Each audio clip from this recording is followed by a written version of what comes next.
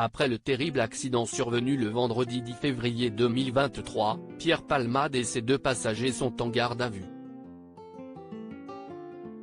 Selon nos confrères de BFM TV, la femme qui hébergeait l'un des fuyards vient d'être libérée après avoir été entendue par la police.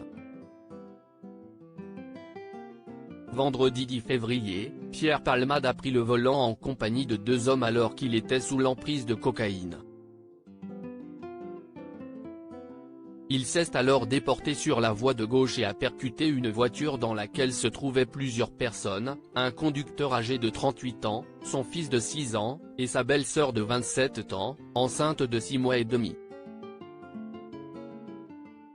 Cette dernière a perdu son bébé, le conducteur aurait subi cette opération et l'enfant serait défiguré et alimenté par une sonde, comme l'a fait savoir Mourad Batik, l'avocat de la famille.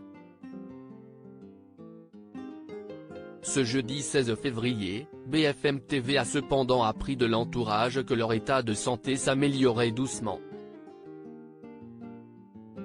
Nos confrères ont également obtenu des informations sur les personnes entendues par la police. Ainsi, la femme qui avait été interpellée mercredi 15 février avec l'un des passagers de Pierre Palmade, qui avait fui après l'accident, vient d'être relâchée par les enquêteurs. Pierre Palmade et ses 2 passagers interrogés par la police. Pour rappel, le 15 février, un homme suspecté d'être l'un des passagers de la voiture du comédien a été interpellé à Clichy le matin. Âgé de 33 ans, de nationalité marocaine et en situation irrégulière sur le territoire français, il a été placé en garde à vue pour des faits de non-assistance à personne en danger. Sa logeuse, présente lors de son arrestation, a aussi été interpellée. Entendue en audition libre, elle vient d'être libérée sans poursuite judiciaire.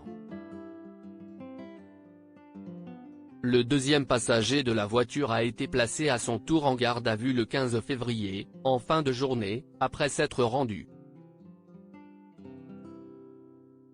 Il s'agirait d'un homme de 34 ans, de nationalité française, connu pour des délits liés à la drogue. Enfin, Pierre Palmade, dont l'état de santé s'est amélioré, a également été placé en garde à vue le même jour, un peu avant 14 h, pour homicide et blessures involontaires ayant entraîné une incapacité totale de travail supérieure à 3 mois, par conducteur sous l'emprise de produits stupéfiants.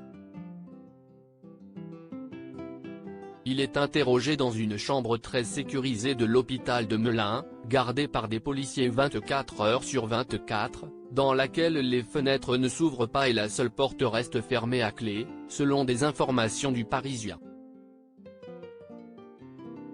Mis à part les policiers, seule son avocate, Céline Lazec, est autorisée à y entrer.